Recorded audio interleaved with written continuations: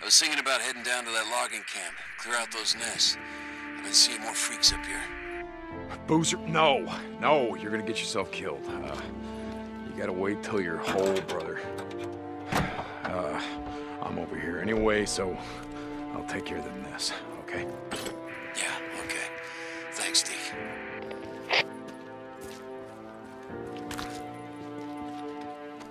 I can fix this. Done.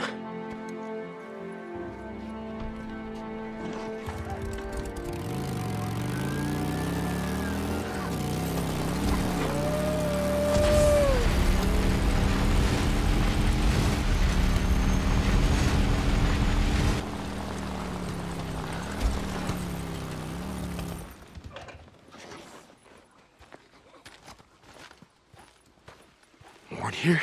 Yep.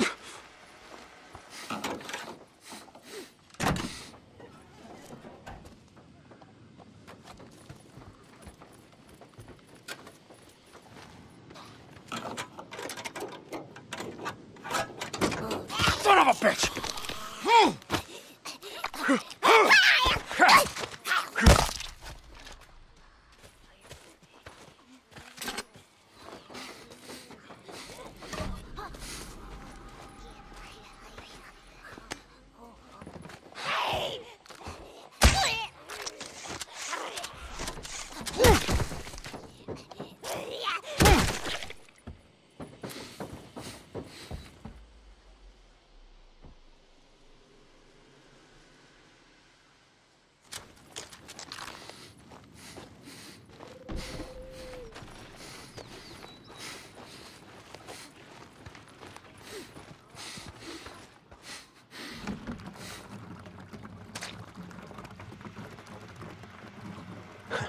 Good.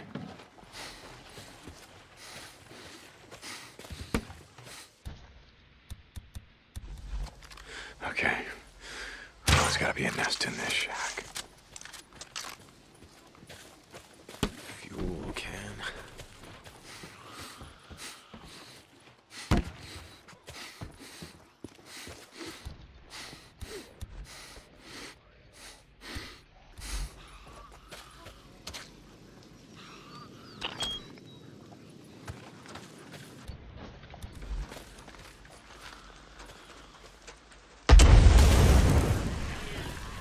Come on, boys and girls. Let's do this.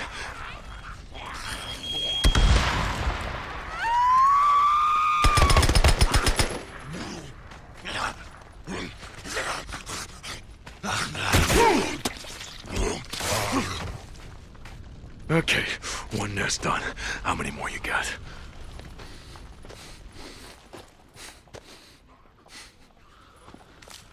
Oh, warehouse.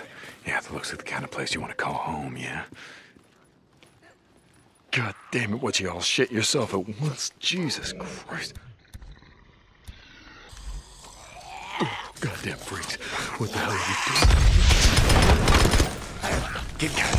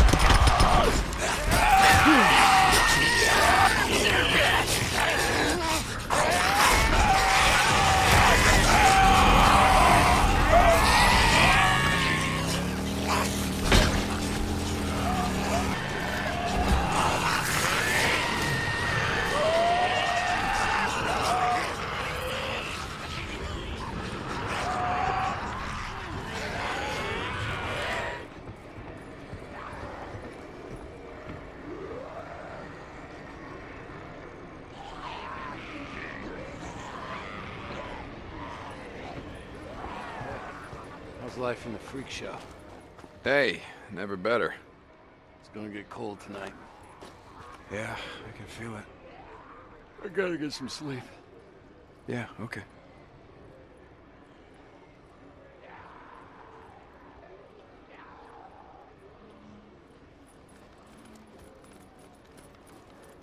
getting light out. Jack used to say the best alarm clock was the sun shining on chrome. Jack used to say a lot of stupid shit. Hey, you doing okay? Been better. Arm feels like it's gonna fall off. You heading out? Hey, I can... It's just... I'm going stir crazy up here, you know? All right, listen, I was heading down that way anyway. I'm gonna take care of them nests, all right? Sniper, damn it. Ah!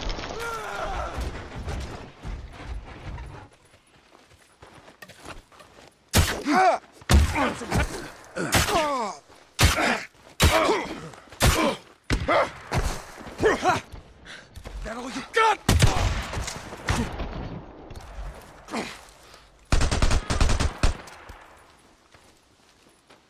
I heard gunshots. What's going on? Bunch of murderers and vagrants. Would just as soon shoot you as look at you. Okay. I'm gonna go see if I can get some sleep.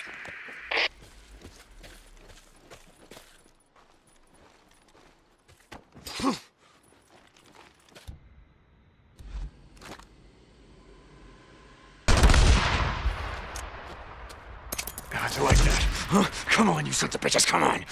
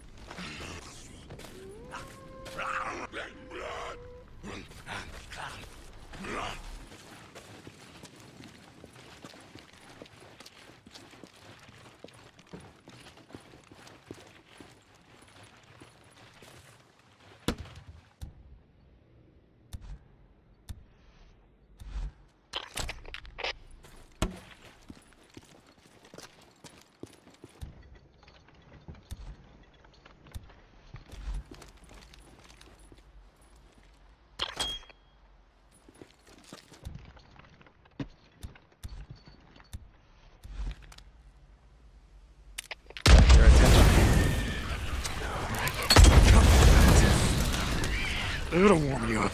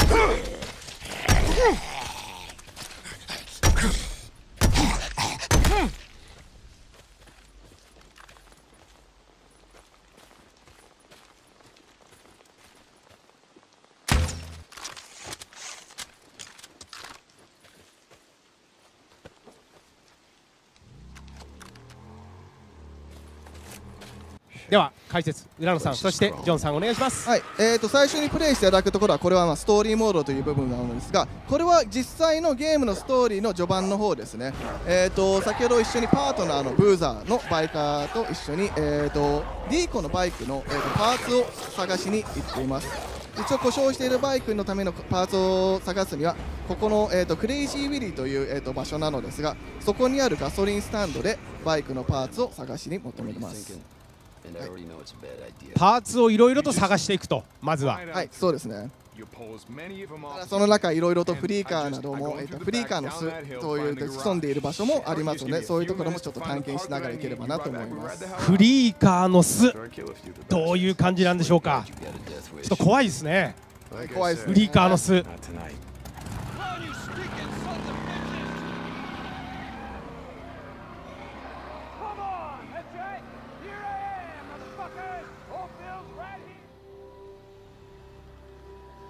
All right, so this is one of the early wide linear missions, and Deacon's job is to get to the gas station, try to find a part for his bike.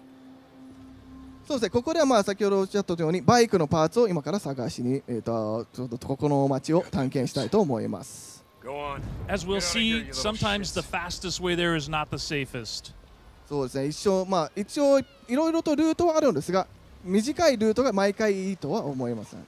Here we see one of our enemy types that I mentioned earlier, the newts. They stay on rooftops and will only attack you if you're low on health or if you climb up onto a roof, which is their territory. はい、先ほどちょっと見えたのがヌートというフリーカーのもこれ屋根の上にいるそうですね。ですよね。はい、ちょっと小柄で結構あちらも通常はそれほど危なくないんですが、ディーコンの体力がすごい低い時など、彼らのテリトリー屋根の上とかに登ると、攻撃してきます。弱ってても攻撃してくるんですよね。そうですね。弱ってると通常は優しいんだけどっていう、はい、優しくはないですね。So he's climbing up onto this tractor trailer so that he can use his binoculars and look at the environment, see where the enemies are, see where he needs to go, and kind of get a lay of the land. こうやって双眼鏡を使って周りを、見渡してどういう地域なのか、どういう敵が周りにいるかをちょっと今確認しています。雨が降ってきました。そうですね、雨もすぐ降ってきますね。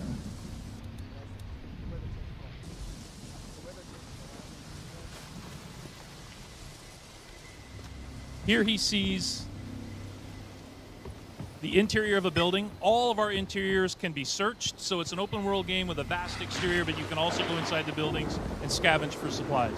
はい、そうですね、オープンワールドであります。この全部、中にある家などガレージとかある、建物の中には全て入れることができます。Suddenly he sees a nest. So if you see rooms that have all of these branches, these are areas where freakers hibernate during the day. 今、はい、火炎火を投げた場所ですけど、燃やしましたね。はい、そこにがフリーカーの巣ですね。いろいろ枝が、飛び出しているのが見えると思いますが、そういう、枝が飛び出しているところに、それがフリーカーの巣というところです。それを燃やしながらどんどん、フリーカーも増えて、登場してくると思います。なるほど、あそこがフリーカーの巣だったんですね。はい、そうです。うわー、激しい、やっぱり。ミッションの一つの、サイドミッションと言ってもいいですかね。So he made so much noise that attracted all these swarmers, and now he's got to run. そうですね。で、今のでノイズを、大きい、音を立てることでフリーカーがそこに寄ってきます。あ、なるほどなるほど。ちょっと今逃げてますね。音で寄ってくるんですね。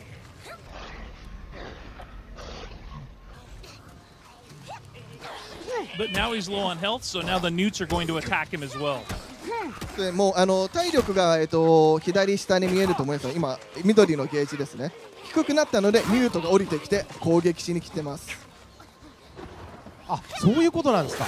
ああ、やられた。ああ。Create as much noise. ちょっとさっきは失敗しましたが、でもいろいろなルートを探って、目的地まで行きますので、ちょっと今度は違うルートで行ってみましょう。はいはい。気を抜くと結構ね、やられちゃいますね。そうですね、すぐ、音を立てるだけでもやっぱ寄ってくるので、結構気をつけないといけません。Police vehicles are very important in the game because they're like treasure chests. You can almost always find ammo in them. こういう捨てられた、車のトランクなどが、ある意味宝箱みたいなもんですね。それを開けることでいろいろと貴重なアイテムを、ゲットすることができます。なるほど。トランクに結構アイテムがいいのっていうか重要なものが入っているということですね。はい、そうです。今も先ほど銃弾が、いくつか、手に入ったと思います。これ建物の中にもいろいろやっぱアイテムがあるということですか。あります。そういう意味でもフリーカーの巣を、クリアしてその建物に入れるようにするのも一つの手。なるほど。さあ入りました。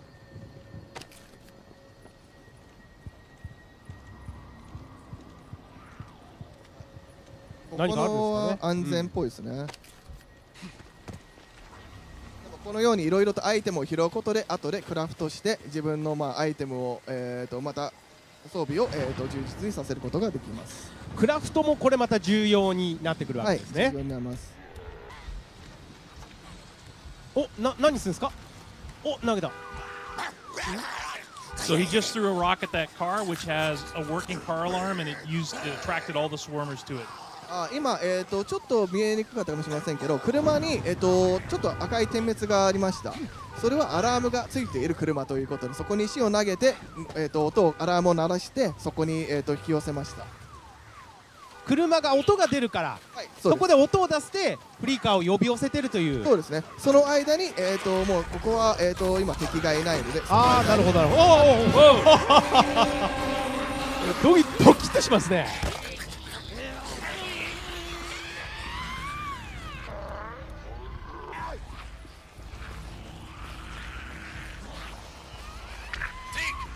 How's it going, brother? You ready? Not yet. Oh. Just gotta get them on inside. Well, hurry your ass up. I rode past one of So those. again, looking for things in the what the hell they environment call 'em? The shit will the be a Rippers big put help. up.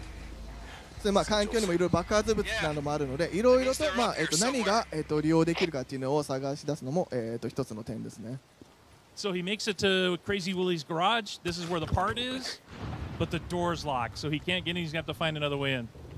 こちらが、まあ、クレイジーウィリーのそのガレージの目的地のポイントですが、ちょっとドアがロックされて、まあ、どうやってこの中に入るか、それはまあ体験版でもここでプレイして皆さんにちょっと楽しんでいただければなと思います。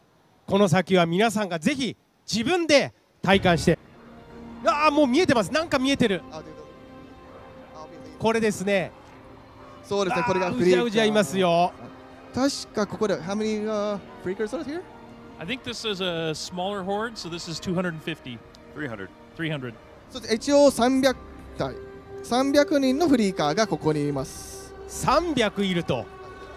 で一応目的はその全てを倒すことなのですが、上の画面で赤いゲージがありますね。はいはい、中央上のゲージですね。それが、まあ、残りの、人数ですが、おお、ちょっと、はい、爆発させた。倒すことでどんどんゲージが減っていきます。ただ音も立てて騒ぎを起こしたことでどんどんうわ寄っていきます。怖っうわすごいっすね。はい。でまあこの子にもいろいろと捨てられた車もありますし、あとはバイク、今回はここではストーリーモードでなかったバイクにも乗ることができます。はい。であともう一つが、もう中盤なので、いろいろと罠を仕掛けることもできるし、装備しているものも割と充実していますので、そういうところもちゃんと利用していただきたいと思いますね。これが先ほどはい紹介していただいた重要な、まあある意味キーともなるバイクですね。はい、バイクです。なんかバイク乗るのもなんか気持ちよさそうですね。気持ちいいですね。ドリフトとかもできますよ。やっぱこうね、舞台が大自然なのでいいですね。そうですね。移動の手段としては絶対に必要な乗り物になります。でこのようにまあバイクをどこの位置に、置いとくかによっても、最終的には自分がここに逃げてバイクでさらに逃げられることがというのも作戦の中に入れるのは重要です。バイクの止める場所も重要と。おっと何をしているところでしょうか。ここは、はい、罠を設置して、まあ後でちょっと使うんでしょうね、それを。まあ何か設置したと、罠を。あとバイクが重要なのも、1回死んだらそこが、チェックポイントとなって、そこでまた復活することになります。なるほど。お、次はどこに設置するんですか。ここはなんか意図があるんですかね、今置いた場所というのは。そうですね、今、設置しているポイントを決めて、そこに誘導しながら、まあ、自分も逃げて爆発物を、発火するという作戦ですね。あとこういう燃料タンクも置いてあります、それは実際に銃で撃って大きな爆発を起こすこともできるし、今罠をそこに設置したので、そこの近くに行くと、まあ、フリーカーたちが爆発すると。やっぱり設置した場所しっかりと頭に入れとかないと。そうですね。ちゃんと作戦通りにいかないということですね。それでどのルートを通っていくかを、はい、頭に入れながら。さあ、おお、来た来た、うわー来たうわ、大丈夫かな、大丈夫ですかジェクさん。うわージェクさん大丈夫ですか。うわー来てる来てる、すごい数。あと今ちょっとスクリーン画面がちょっとグレーになったと思うんですけど、それはフォーカスモードでその間だけスローモーションで物が起こるようになります。それは中盤になってから半分以上いますね。もう結構半分ぐらい。半分、60% ぐらい、残り60ぐらい。先ほど仕掛けたもの。なるほど。丸太のところ。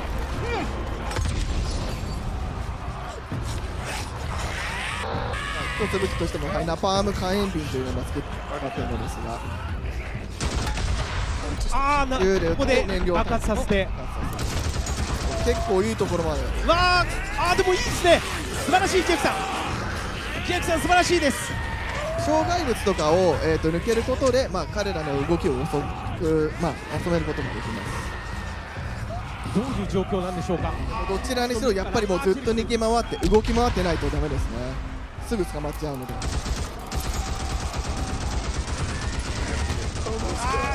いいですいいです。もう迫ってきてる。大丈夫ですか。なんとか浦野さん、これいけそうですかね。いけるんじゃないですか。武器とか変更するときはスローモーションになるので、それもいいように使って。ジェキさん逃げて。ジェキさん大丈夫。今のはちょっと倍ですね。ヒヤッとしましたね、浦野さん。さあ、あとこういう赤いものが全て爆発すると考えてください。それを狙ったりすると思いますので。使わなかった。さあ、冷静なジェフさん、大丈夫でしょうか。ライブでお届けしております。あと大量ゲージの上が、青いゲージなんですが、それがスタミナですね。それで、走ることができる。そのゲージがなくなったらもう走ることもできない。結構今ギリギリなところですが、さあお客さんもドキドキしてまいりました。ジェフさん頼む。ライブショーしっかりと成功してほしいです。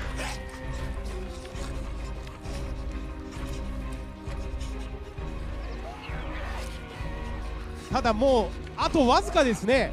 そうですね。あとは銃で倒せるぐらいだとまでいってるでしょうか。これは油断できないですね。そうですね。もうでももうちょいあと2体ぐらい。よし、すりゃ最後はボッコボコにして拍手お願いします。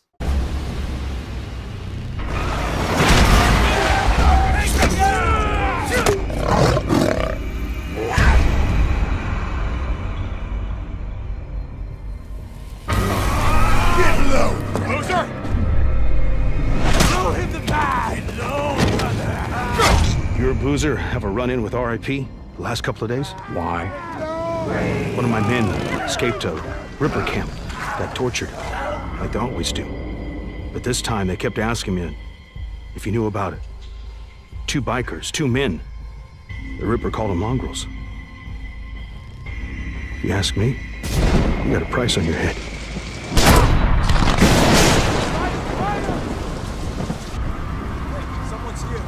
You know same as me. Anything that happens here is far better than what's going on out there. Get off!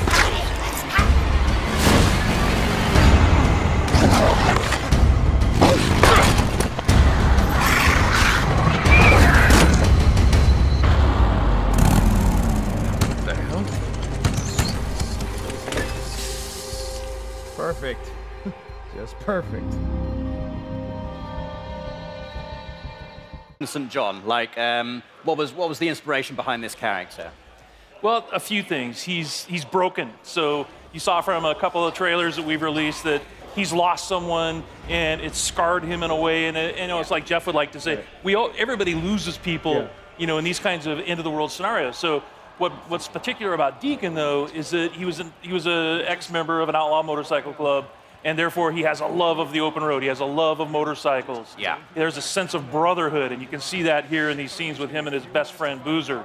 And so it was that combination that really sort of drew us to this particular character. Right, we're going to continue to learn about him as you're playing the game, correct? About him and his backstory and why he is the way he is. I mean, the bike is very important, right, as well? Like, yeah, we almost consider the bike to be another character. yeah. Because you only get one, and you're constantly upgrading it. You're constantly trying to repair it. You need to keep it refueled. And if you lose it, you got to go find it, and you can't whistle for a new one. So you can't whistle, right, like a horse. Yeah, the refueling mechanic is a huge game design choice. I really, really like that. Can you talk more about how important it's going to be able to find fuel? Sorry. So the refueling mechanic, and actually you have to find gas to keep your bike going. It's a mechanic we haven't really seen done to this extent before. Can you talk more about that and how it changes the gameplay? Well, like in this demo, one of the things that Jeff's taking the run and gun approach. So we like to call it sandbox combat. So basically what you can do is you can run and gun, you can stealth your way through, and your goal here is to get and find a bike part, right? So you're here actually for kind of a trivial reason. You've risked your friend's life to come and get a part for your bike. And so that shows a little bit about Deacon's character. But then as you watch Jeff play through this wide linear sequence, he can play it 100 different ways. And if you watch other people play, you'll see that, okay, they didn't take this route. They didn't stop and check the trunk of this police car. And those are kind of like our treasure chests throughout the world. So you're always on the lookout for those because that's how you're going to find ammo and health kits. And then you're seeing one of our stealth mechanics here. If you're quiet, if you crouch walk and you walk up behind an enemy, then you have the opportunity for a stealth takedown. And what can you tell us about the Freakers? Because they're quite unique. I mean, we've seen, a fair few undead enemies in video games before. What makes the Freakers unique, and what was your decision-making behind making them the way they are? They're alive. They're alive. Yeah, they're not zombies. They're alive. And so that sounds trivial, but it's not, because it basically means we have a full day-night cycle in the game. Right. And they have things that they do. There's an ecosystem, and they have to eat, they have to drink, they have to hibernate. And so you will find them, like in this scenario, you'll see that there's some nests, and Freakers build nests for reasons you discover while you're playing the game. And then you can take those nest zones out in order to free up fast travel routes. So it becomes part of the metagame. But Freakers are evolving. They're living creatures who have been affected by this virus. And there's several different types. And some of our trailers you've seen, we've shown the Screamer, which is a female that can have sort of alarm system that will bring in more Freakers. Right. We have the infected bear, so it infects animals. In our last trailer, we showed mountain lion and the crows. Right, so you have so it's just it's a wide variety of challenges for the player. And like we said, the world comes for you, and that's part of it. Is that these creatures are always after you, and at night they're stronger. Yeah. If it starts raining, they become stronger.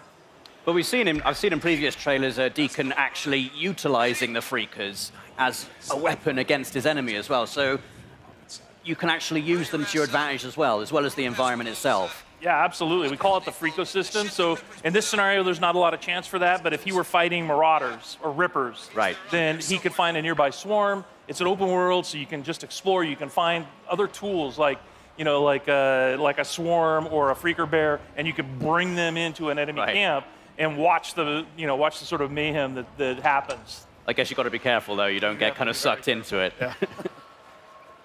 I like this gun, you guys. So you have melee combat and you have gun combat. Can you talk about how you designed and balanced for both? It's like so many different scenarios require the player to determine how they want to play it, right? So that's why we have like this full set of stealth mechanics. We have a full set of weapons that you can upgrade, and in order to do that, you have to go to the human encampment. So there's survivor encampments in the world, the only places in the world where it's safe. And you have to do jobs and missions with them in order to earn trust. And then once you earn trust, the merchants there will sell you things. Ah, I like that. And then it's like, and if you want to upgrade your shotgun, or you want to upgrade, or you want to buy a silencer for it, then you have to have enough trust at that encampment in order to do that. Boozer, you there? I found the part. I'm heading got the bike part.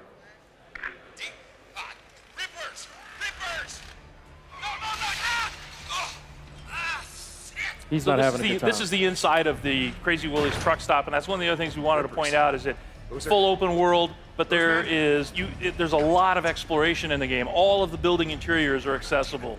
There's no load times to get in and outside of a building or to go between regions. This is in the Belknap Wilderness, and the whole area is just completely explorable.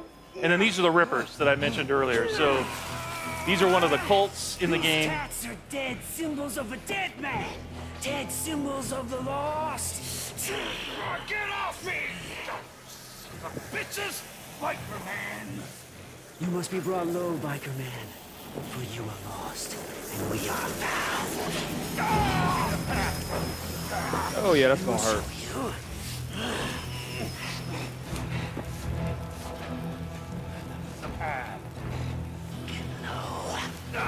Get low!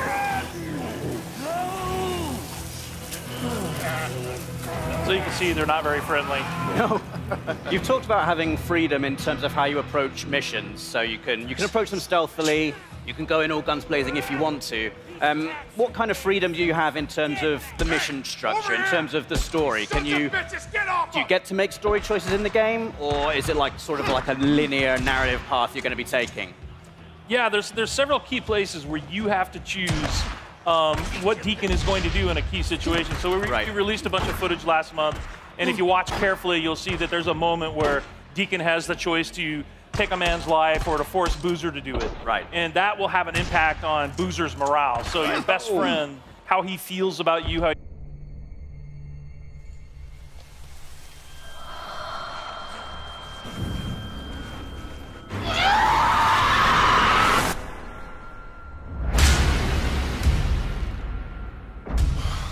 Don't look at me, it ain't my problem.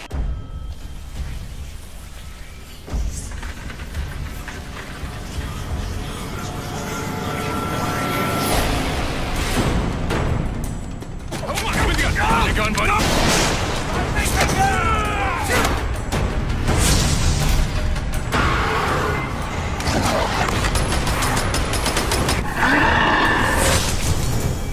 Do it. I'm not here for him.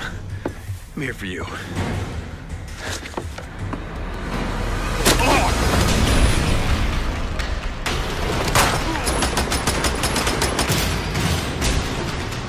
Oh shit, freeze!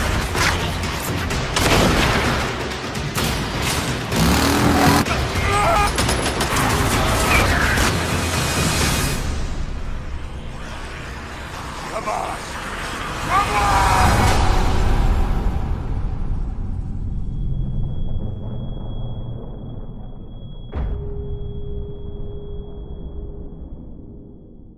So you tried doing sort of a stealthy approach, and now you're just going to go in with a shotgun and blow them away. Look at that headshot. Or baseball bat, that works. Yeah. Can you tell us anything about what has happened in the world? You know, why are we in this post-apocalyptic situation? Like, are you able to reveal, like, kind of what has happened, what has led to this transition? Yeah, you know, it's one of those things that we really want the player to sort of learn as they go. So there are answers, right? But you have to explore. There's a, you know, we've introduced this group called NERO, which is our National Emergency Response Organization. They're out in the world. They have these MMUs that you're trying to break into in order to get medical supplies. They're part of the story. And, you know, obviously Deacon has lost somebody. We saw that in a trailer. That's part of the story. And as far as like the pandemic and the hordes that you run into constantly, these all sort of weave together to sort of explain how we got, you know, to this place in this world. Cool. And all kinds of just visual, actual hardware upgrades, but a ton. You can really make it your own. Awesome. Well, John, Jeff, Chris, thank you so much. Come on, get him inside. What happened? Got hit again. Squatters off the highway. We've got to get some men together, go after them. Don't look at me, it ain't my problem. They've got Manny.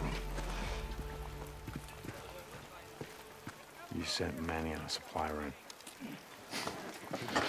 I just run the camp, Deke. I don't tell folks how to live their lives. Go to hell, Cope!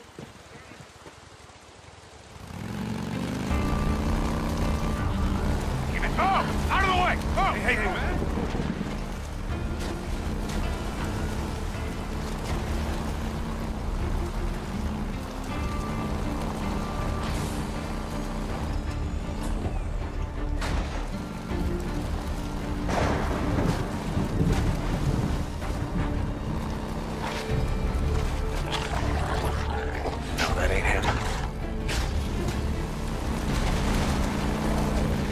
Oh, come on. Oh, crap. Come on, come on! Son of a bitch.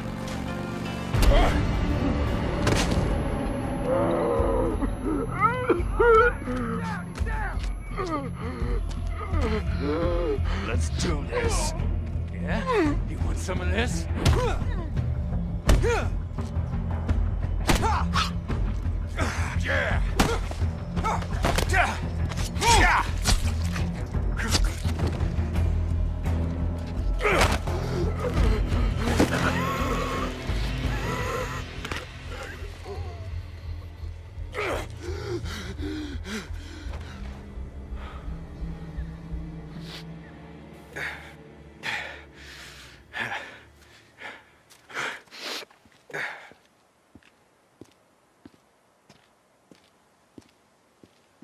That's Manny's bike.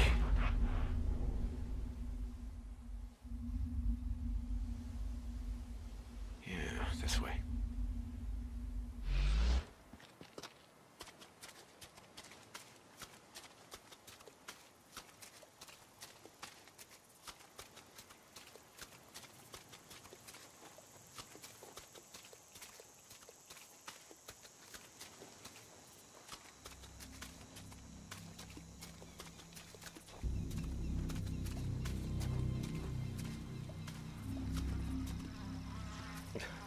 Ugh.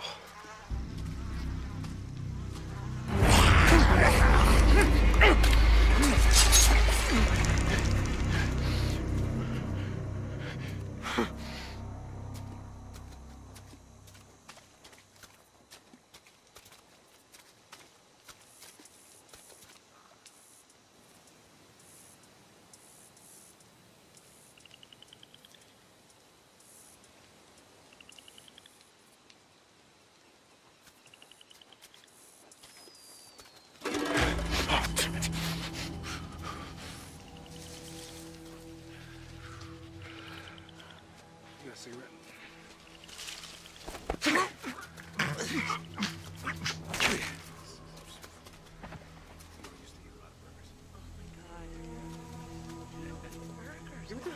Why do you have? You always have a bad attitude.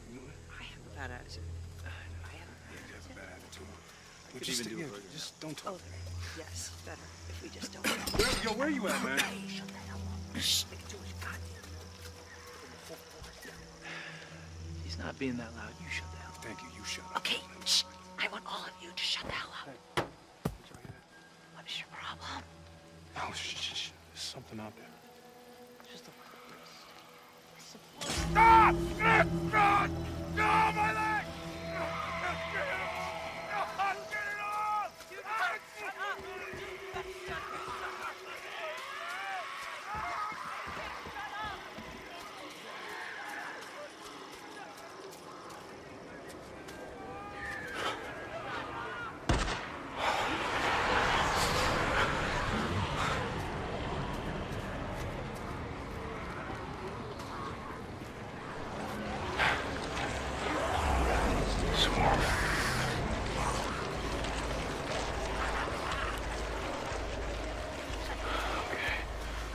Easy, fellas.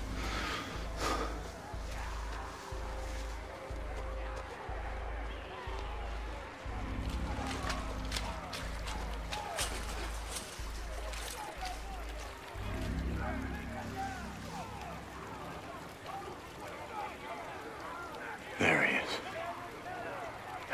Still alive. How the hell am I?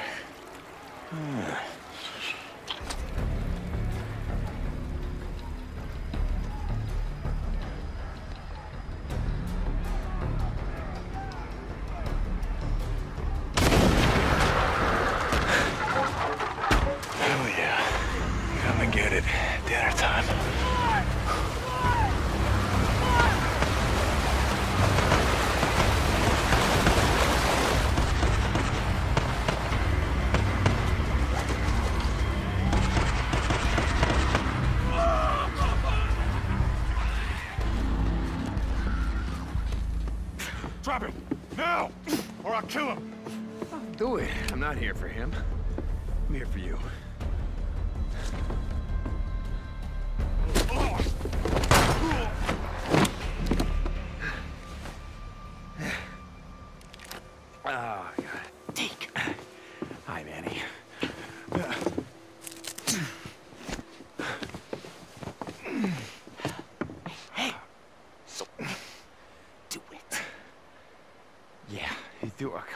wasn't gonna let him kill you. Besides, who the hell else around here knows how to rebuild a carburetor?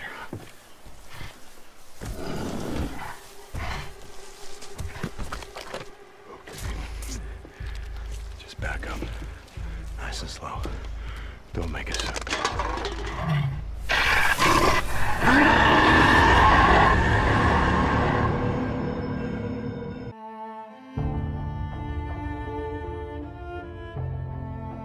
Someone asked me once if I remembered how it all went down, as if it happened so long ago that anyone could forget. So yeah, I remember. I remember when our homes and our towns turned into graveyards, when the wilderness became our only hope for survival. I remember when the planes fell out of the skies, when the trains stopped running, when the turbines shut down, and the world went dark.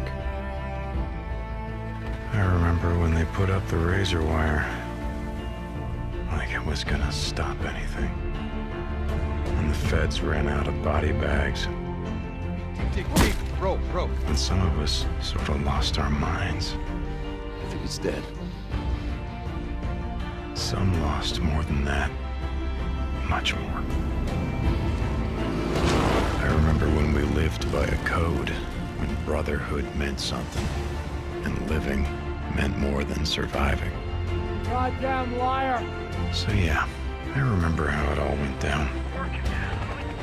I don't give a damn about any of that. You know what I remember most? Riding the open road. The smell of your hair. The touch of your skin. I remember you. But those days are gone. Now I'm a drifter, a bounty hunter, a mercenary. And for me, the broken road is all that's left. But I'll always remember.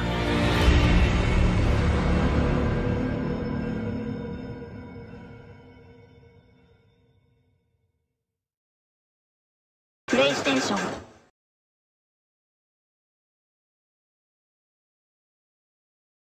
Hello, I'm John Garvin, the writer and director, and I'm here with Sam Witwer. I play Deacon St. John in Days Gone.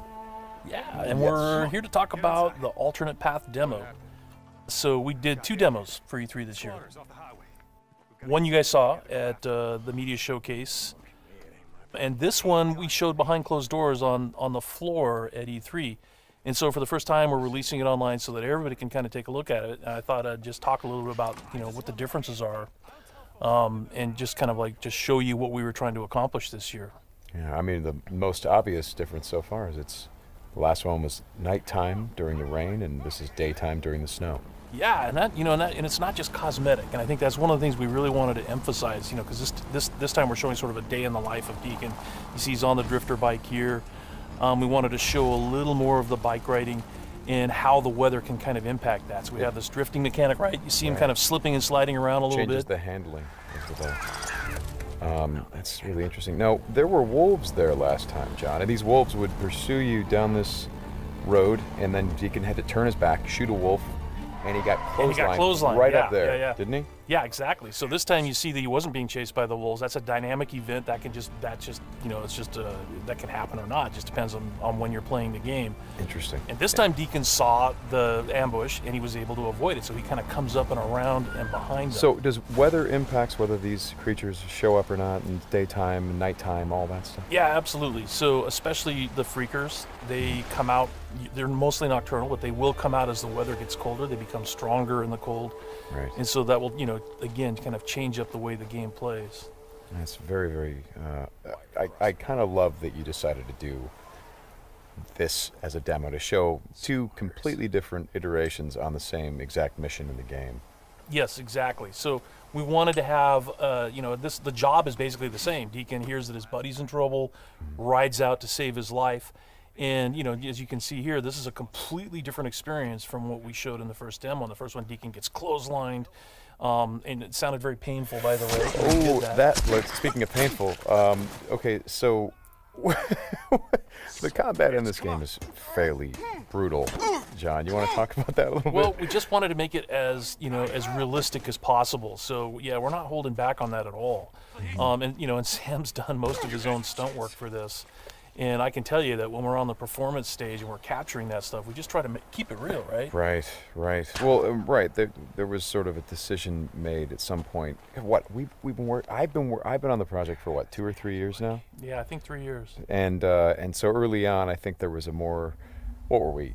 It was more Kurt Russell and sort of a two-fisted thing, and then it turned into, hey, let's take this quite seriously. And what that required is a lot more. Taking this combat stuff and showing the horror of the violence that happens and were this type of circumstance to take place. I mean, realism, weirdly enough, is the thing we keep going back to when it comes to not just the stunts, but also the performance style. I think, it was very important that it doesn't seem like a bunch of actors, saying lines. It was all very incidental. And we wanted the world to sort of reflect that as well. So you saw there that, Deacon broke into that emergency vehicle and found some supplies. So this is what we're calling our survival vision. So you saw that earlier when he was looking at Manny's bike on the ground. And it's just kind of a way of seeing tracks in the world and sort of imagining what might have happened. And here, I just wanted to point out that you're seeing in this part of the demo that there are freakers there. There weren't there before because it wasn't snowing. It was, and it was getting lighter out. It wasn't getting darker like it is. And so, it changes up the way you can play through the level. And what is this? We call this the meat wall. The meat wall. Yeah, and it's not just there, to make the guys who put them up to seem evil. They're there for a purpose because, again, freakers are living creatures. They eat. That's their primary thing. They want to eat. And so you hang these dead freakers up, and any freaker, rather than coming into their camp like you see here, they would actually stop and snack. Yeah, exactly. Yeah. And then the same thing with this freaker that they've hung upside down. There's a bear trap underneath it, and they use that because a freaker will come, be attracted to the meat, and then hit that trap. Interesting. Another thing you just saw, by the way, is that tin can. The tin can trap that he that's an alarm that the Marauders will put up. And this is, again, some of the things that Marauder camps just do. And you find these Marauder camps throughout the world. You'll find traps like that, and then if you're careful and you're paying attention, you can avoid them. Because in the first demo, Deacon didn't avoid it, and he set off that alarm. Right. Now this is the same tactic that he used last time. Throws the rock to get someone to lure him over and have him step in the bear trap. But this one plays out a little bit differently than last time. One of the things that struck me, and we've talked about this obviously as we've shot, but there's an effort of the other Marauders to get this guy to shut up, and he won't. Yeah, and so in the first demo, Deacon's heading on down the trail, and you can hear that happening behind him. Right. And this time we're showing what happened. So, he's watching everybody react to this poor guy trapped in in that bear trap, and she just is like, shut up, shut up, shut up, and then just loses it and shoots the guy. Right. And of course, in the meantime, Deacon, is crafting a Molotov and just takes them all out. Right. Oh boy, that's good. Ow.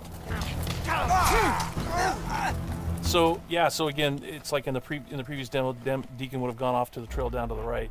This time he's going to head this way. He follows the tracks, and comes under a sniper attack. Now let me ask you something about the survival. Okay, there's a sniper attack coming, but the survival vision is, if you don't say upgrade your survival vision, can you miss clues? I mean, are there things that you would get if you upgraded your survival vision that would help you complete the mission better? Exactly, and you have to, we have a whole skill tree, and it's all tied to the experience that you can earn as you're just playing through the game, and then you can upgrade those things. What's happening here? We got a freaker tied to a tree. Yeah, so this is another type of trap that Marauders will set. They will they will basically chain freakers to the perimeter of their camps, and they use them as kind of an alarm system. And then that, you saw that Marauder there. He was just tormenting the poor freaker, and then so Deacon kind of takes advantage of that. Well, and you think for a moment that Deacon is the guy, he's sort of helping the freaker by, getting the guy that taunted him. Like, no, and then he's going to take the freaker out right afterward. Exactly. And this is a bit of silent sniping using the crossbow. Yeah, so this whole sequence at the end plays out very differently. In the first demo, you saw Deacon use a swarm. He weaponized a swarm, lured them into the camp, and then they kind of did the work for him. There's no swarm in this run-through. Right. So the player really has to go in and use what we're calling our strategic sandbox combat, and that's just, stealth mechanics and setting and using traps whole arsenal of weapons. You see there's a variety of weapons that Deacon's going to use through this, including the crossbow. You know, he crafts his own bolts.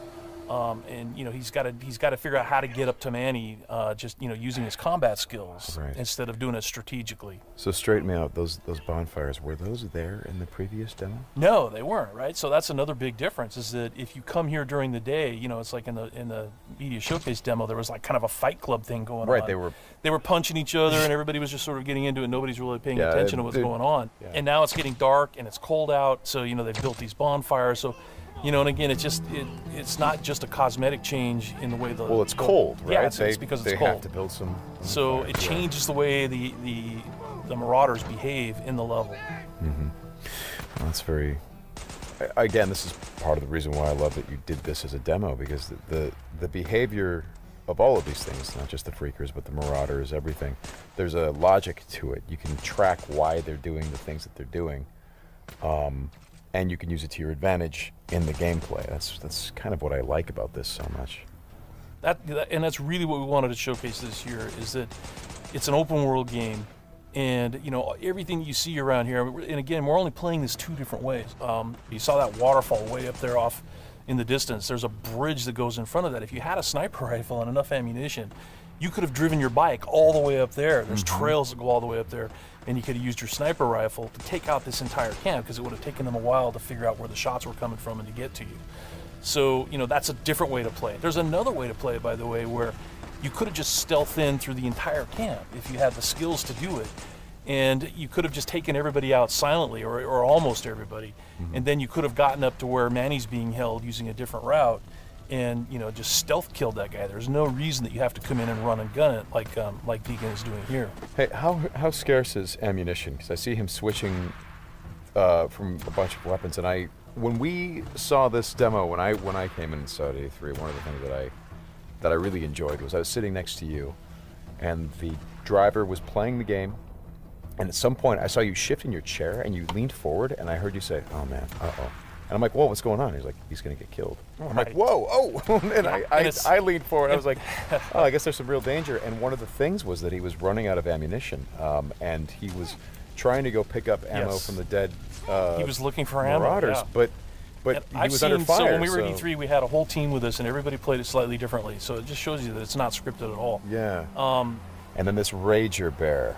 Oh, yeah, boy. The infected bear. The infected bear. That's... Yeah. That's not what you want to see.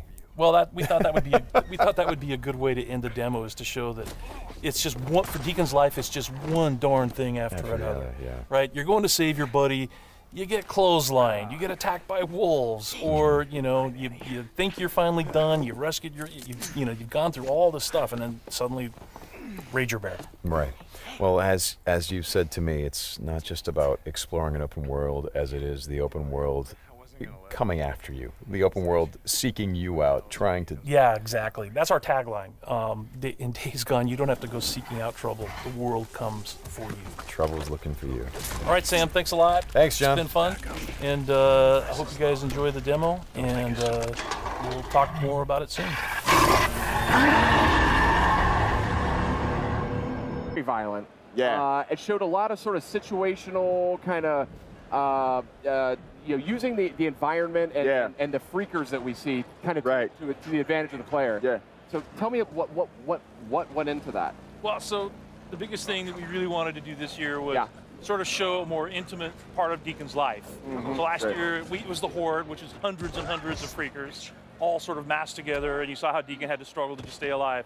And this year we wanted to show off more of the open world and this thing we're calling our dynamic open world systems. And what that really means is you can use the freakers themselves against other enemies, like the Marauders that you see on the media showcase demo last night. Right. Actually, I have a question about the freakers, because with other games, survival games, like this, for instance, The Last of Us, the clickers had this thing where they couldn't see you, but they could hear you. What is it that triggers the freakers? Oh yeah. Well, it's an interesting question, and for anybody who gets a chance to see our alternate demo that we're demonstrating in the theater today, or online when it gets posted, is that the time of day kind of drives the density of the freakers and the humans when they're out, but also the weather. So when it's snowing, it's going to kind of blind everybody at a distance. When it's raining, it's going to dampen the sound. So when the player learns these, he's going to be able to use that kind of context as one of he's going to play that as part of his strategy for how he approaches any encounter. Gotcha. But definitely sound, right? Because like you saw in the Media Showcase demo, Deacon, put down this bear trap and then kind of snuck off. Right. And in our alternate path demo, he doesn't do that. So he actually kind of goes around and watches what happens when this Marauder goes into the bear trap, and you hear this gunshot on the Media Showcase demo. If you look at our alternate path footage, you'll see that one of the Marauders actually shoots the other Marauder in the head because he's making too much noise. Oh, wow. Right? So yeah, so it's a pretty harsh world, but that sound traveled, and sound is something that can be really, really dangerous. Gotcha. That's very interesting. That's very interesting. Yeah, I did notice once the bear trap was down and the guy stepped in it, you saw the freakers running. Yeah. It's like they heard it screaming. You heard them screaming. This is looking good. I didn't see all of this footage. I was kind of a little distracted last night during the showcase, but one of the things I really like about this game is it's, we see a lot of open world games out there. It's certainly like a popular genre, but this one, the feel of it is different. It feels more improvisational, I think is the word I'm going for. Absolutely. Our crafting system, I mean, it's really inspired by, kind of the do-it-yourself mentality where, we all feel thrilled when we make a repair to our car or our house with duct tape and a couple of loose screws, and we feel really good about it. That's Deacon. He's making use of everything he can find in the environment, and they have to scavenge and search for things and employ them in really clever ways. And he has to do it. He has to do it to survive. So like you see right here, this is the same clothesline that Deacon ran into, and in this demo, the runners aren't chasing him, so basically he has the opportunity to see the ambush before it happens, goes around it, comes up behind them, and takes those guys out from behind. Right. So, that's, to your point. And then he strangles them with their own clothesline, too. Yeah, exactly. So he makes use of the whole buffalo. And it's a dynamic event. That can happen. You can be out in the world doing a job or a mission, and then suddenly you've got Marauders that are ambushing you on the highway, and it's a dynamic event. There's no way to predict when it's going to happen. You just got to pay attention. Wow. Is there more than just like a clothesline in the middle? Do they find more ways to ambush you? Yeah, it's a dangerous world, and it's something where the Horde is dangerous, Freakers are dangerous, but so too are humans because they're cunning and clever, and they too are using everything they can find to employ against their enemies. And let's just say clothesline is one of many things. We'll get into it at a later date. Okay. Now tell me a little bit about, maybe a little bit of the backstory about why these freakers are being hung up like this. Is that like a defense mechanism? Is it? Yeah, absolutely. Yeah, so what they do is we call it the meat wall. And what they'll do is, like in this case, they have a bear trap under this dead freaker corpse. And what they'll do is they'll put a trap under it, and then as other freakers are attracted to the meat, they're all hungry all the time. That's what happens, evidently, if you become a freaker. But they hang up the meat walls again. It's kind of like a wall to protect the encampment. So you can always tell when you're coming close to a Marauder camp because you'll run into these kinds of traps. Yeah, they had all kinds of defenses too. I mean, the first thing Deacon did was trip over that little thing in the tin cans, and that's what drew the first guy out, which is why he'd think on his toes, scramble for a bush, and then wait, and then kill the guy when he came by. Right. And again, in the alternate path that we're showing, it's something where if the players are thoughtful and if they take time, they don't just rush into things, they're going to be able to employ a different analysis of the terrain. They're going to be able to look for these things and see them. And that's how he sees a clothesline. And when the players are careful and cautious and assume the world's dangerous, they can turn the tables on the bad guys using the same tools that they're using against the player against them. Yeah, so like what you're seeing now is part of the alternate path. Changed up the time of day, changed up the weather. Okay, I was going to say, I didn't remember this from the show. Exactly, because it's colder now, more freakers are coming out, so freakers are stronger when it's cold out. So you really got to be careful when it's snowing. Also, the bike handles differently. It's like if you'd seen the earlier part when Deacon's trying to ride his bike through the snow, it's very, very different. Oh, this is really cool. I didn't realize. Interesting. So here's your meat wall, right? The meat wall there. Yeah. That seems like a pretty smart move, if I'm honest. Yeah, yeah. But yeah, look at this, a beautiful looking game too. And I know you guys are digging into the PS4 Pro as well as you make this title. This is what is something you have to do. It's beautiful enough without 4K. And then you add that to the mix and it's mind-blowing. Yeah. Right.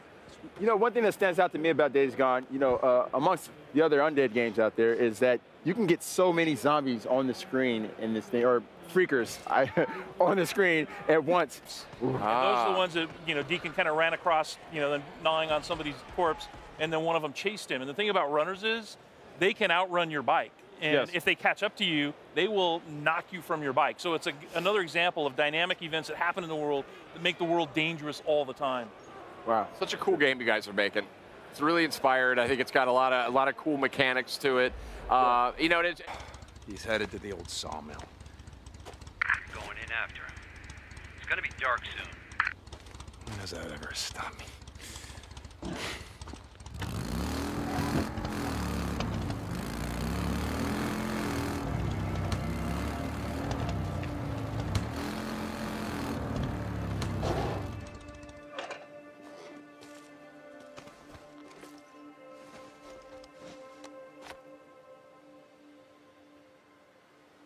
His bike's down.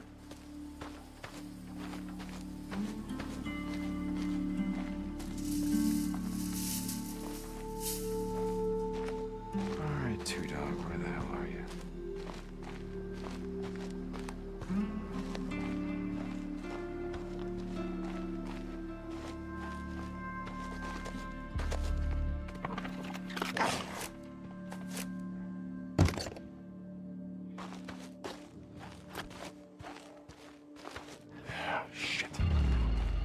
Go on. Get out of here. Get out.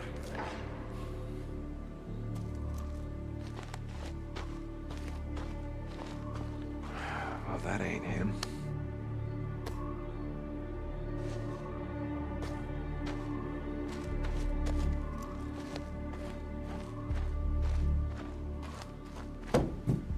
Alright, let's see. Yep. I could use that.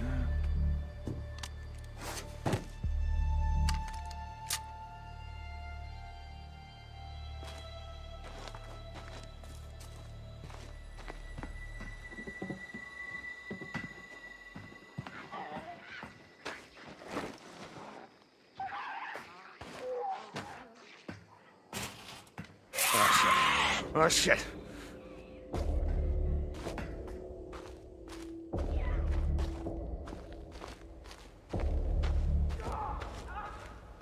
Two Dog.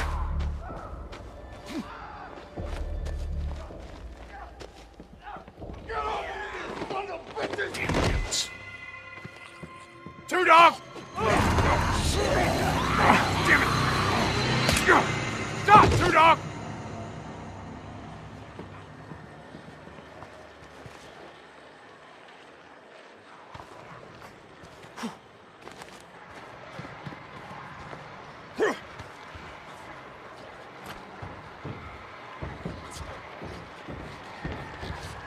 Look around, brother! You know how this is gonna end.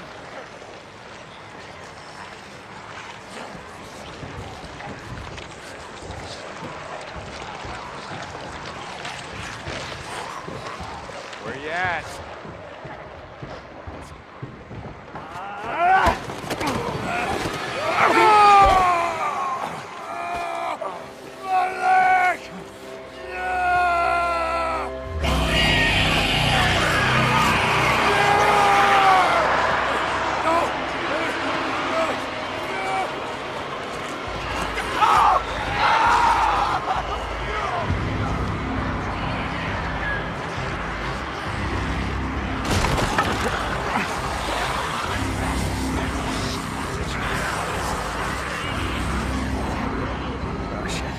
Oh, shit.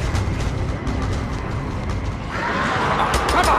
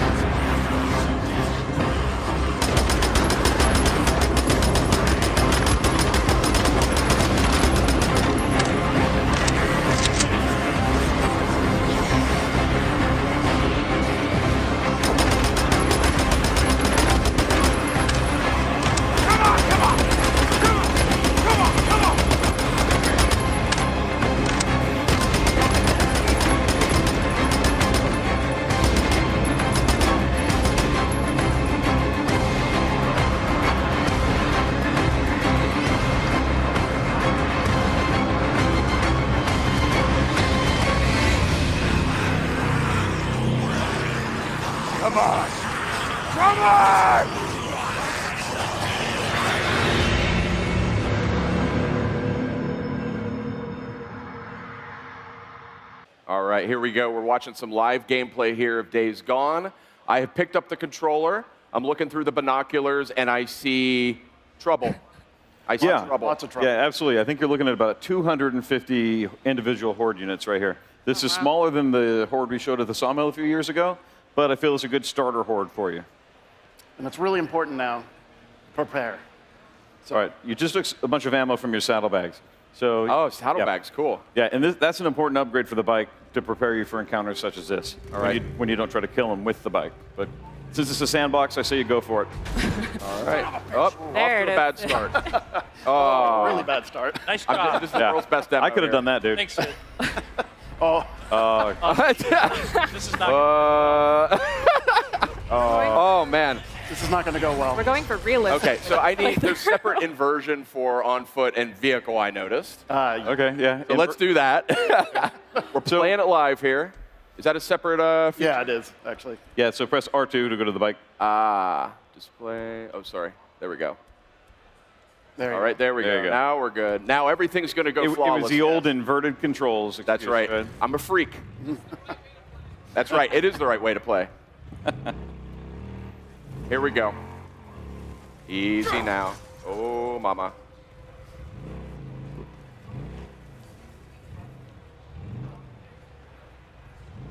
This is a more powerful bike than what I drove in the last build. Yes, this is an upgraded bike. Yeah. This looks gorgeous. So the Horde is back behind you, Sid.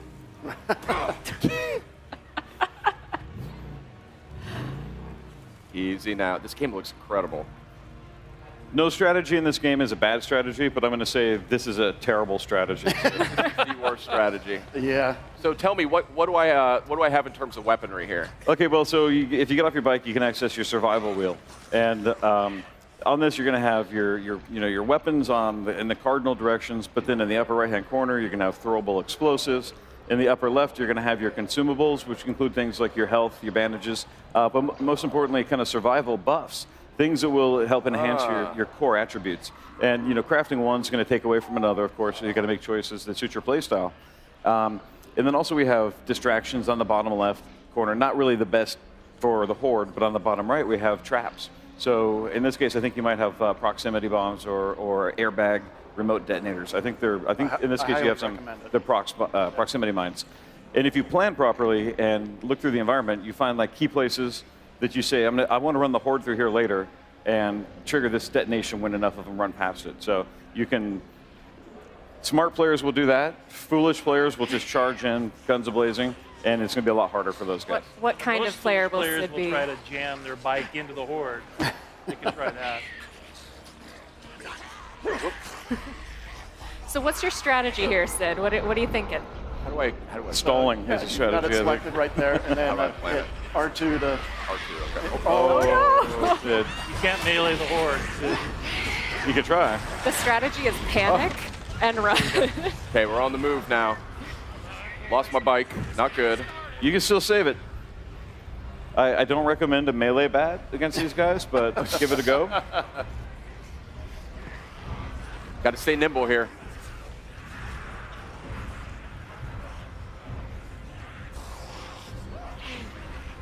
This is going to be 10 minutes of me running from these guys, isn't it?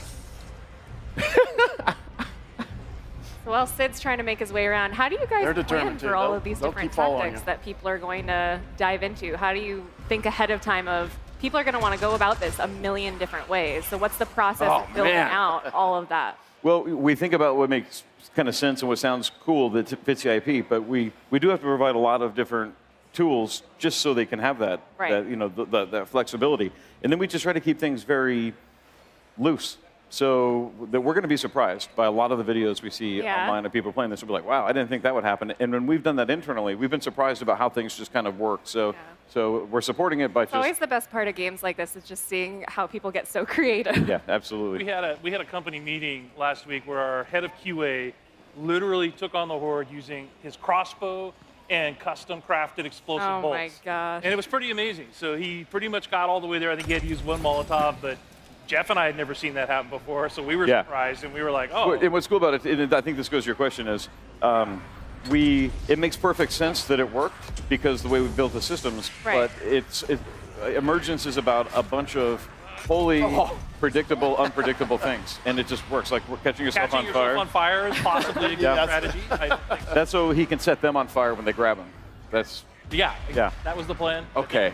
This is so also one of the things we not want to going point out, though, is that the Horde locations are all story-driven. And so this is a mass grave site. So Nero would have come in as the world was ending, dug these mass graves, and they happen to have giant barrels of fuel that they would have used to burn the corpses of all the people who had died during the pandemic. So there's a reason why you find all these explodables out in these areas. Yeah. And you know, there you go. One of the key strategies is to go and find those first, and then plan as you're running around to try to drag the Horde. Out of ammo. Out of ammo. There you go. And in these encounters, you really got to be thinking on your feet as you're running forward. Tore me to pieces. Not dying. I'm doing better, though. I'm getting the hang of this thing. Yeah. Now I got it all figured out. But you want to scan the environment constantly, looking for new opportunities. Yeah. And a lot of them reveal themselves, but you've got to be nimble, you've got to be moving, you've got to be thinking, and using the survival will, and just using every mechanical aspect at once to survive. And these are late game encounters. Okay. So you run into the Horde throughout the game. Early on, you can't take them on. You're not strong enough. You're not fast enough. You don't have large enough magazines in your weapons. So you really learn early on. You have to work your way up. Yeah, how you're going to fight them. By the time you get to this mission, you would have learned some of the strategies. And you'll notice those logs right there. If you blow those open, they'll actually. One of the things I think is great about this too is that you also have the cultists that are out there. So actually, Sid, go to your animals that are out lower there. right-hand It's corner, not like 4 just o'clock on your creatures survival that you wheel. have to be worried about, and so this So could bring up the possibly survival be a wheel, Bill, situation that you would and maybe then go to use the them to your kind advantage of 4 if o'clock, there were other and enemies then around. place that thing on the barrel. Yeah, absolutely. So I think you have one equipped. So hold L2. This is one of the late game missions. There you go. But there are open world And then encounters. when you where trigger them, make sure they you run could have past an here. ambush camp that you have to go take on. If you see a Horde nearby, you can be a Pied Piper. You can actually get on your bike, ride through the Horde, drag them up into the ambush camp, and then watch the mayhem that ensues. Oh my gosh. All right, here they come, Sid. Oh. Nice one. Nice. We got about a quarter of them. Front row. Front row. Oh, you're going to have to reload pretty soon, dude. Get run. Get out. It worked for a while. It did. I mean, we're making progress. We're chipping away here. This is unlike anything I've ever played. I've never fought so many enemies at once. I mean, it's really, really interesting. Let's see here. I was digging these Molotovs. So one of the other things we wanted to point out is that we've been working really hard on performance. So if you saw the demo that we released some footage last month that was kind of alpha footage, and you know this kind of polish really comes very late in the game. So this is like almost final lighting for the environment. The environment and tech guys have been working really hard on that, but also performance is key for this game because it's running at a solid 30 here, and we have a version on the regular PS4 that's also running at a solid 30. So we're pretty happy with where we're at. All right. All right, it's on. Oh. Oh. Oh. There we go. Oh, there it is. Nicely done.